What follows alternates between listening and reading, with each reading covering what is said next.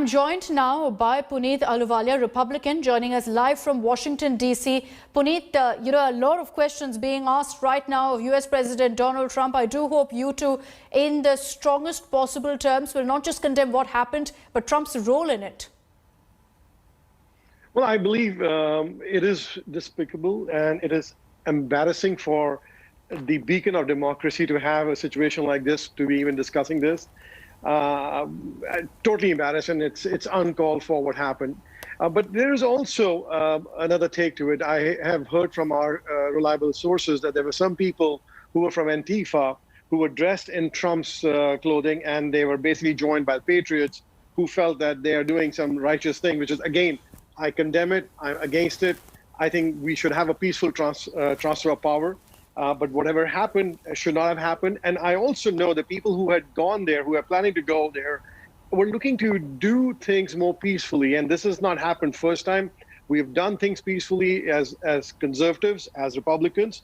But today, whoever has done it, is behind it, should be put in jail and should be prosecuted. At the same time, I also thank the men in blue, men and women in blue, for doing what they were doing to protect our nation. We are a country of rule and law. It's very important, and it's an embarrassing moment for us as a country. Puneet, what do you make of the criticism that's coming Donald Trump's way, that he simply didn't speak at the right time? It was only after widespread criticism that he came out with a statement pushing for peace, urging for law and order to be reinstated. And there's been a lot of talk about how he's had a role in instigating this very siege. I'll tell you, I have been, during my campaign, I have been campaigning all around Virginia. I've been talking to a lot of folks, especially when you go to the rural parts of Virginia, where President Trump has got really great support. First thing is, the American people feel that they were cheated out of the election. There was fraud. For some reason, in timely fashion, we were not able to bring the case forward. And it was not the fraud to that extent that we could overturn the election. At the same time, I do wish that the same Democratic leadership should have come out when these BLM folks and the Antifa folks were out burning and looting and rioting after the tragic death of George Floyd. But a wrong doesn't mean that you justify a wrong by doing something similar.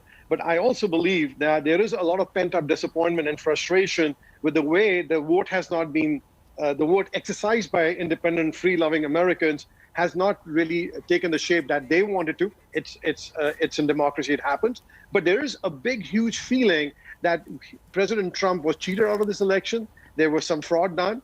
But Puneet, there are a lot of questions that needs to be answered. A sentiment, a feeling for it to turn into violence has led to a lot of questions on Trump, and the onus must be on the US president. The fact that he didn't speak up on time, the fact that he made these comments without providing any proof, there's a way to go about this. He could have gone to the courts, which he did. You shouldn't have referred to this statement time and again, instigated the crowds leading to this.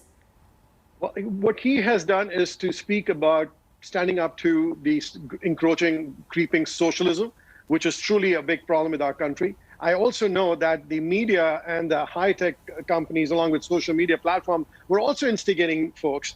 And when people feel that they are being snubbed, their voice is not being heard, as we all Americans, free-loving Americans, believe that should be done, I think you see a reaction. But I feel that this reaction was also instigated by bad actors.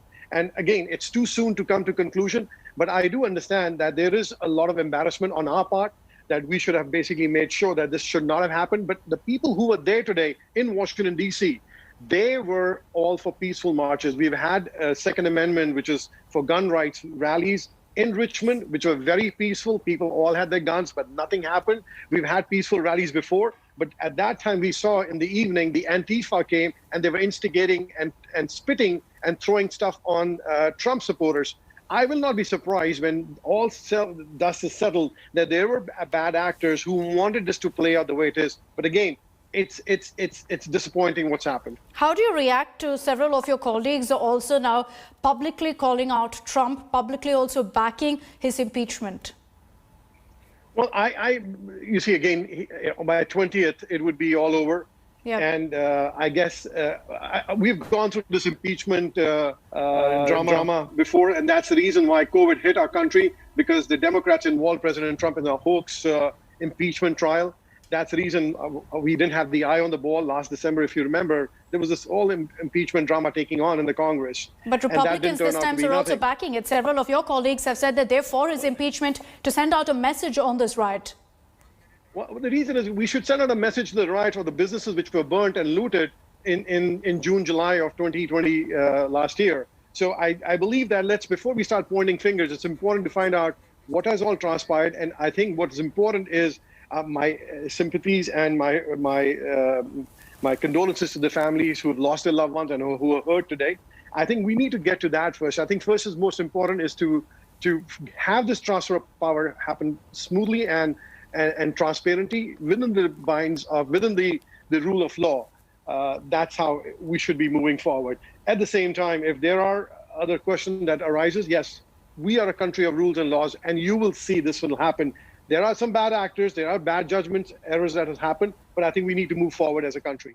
Hi everyone, Preeti Chaudhary here. Hope you like this video. For latest news and analysis, like and subscribe to the India Today YouTube channel. And don't forget to press the bell icon to stay updated. Thank you for watching.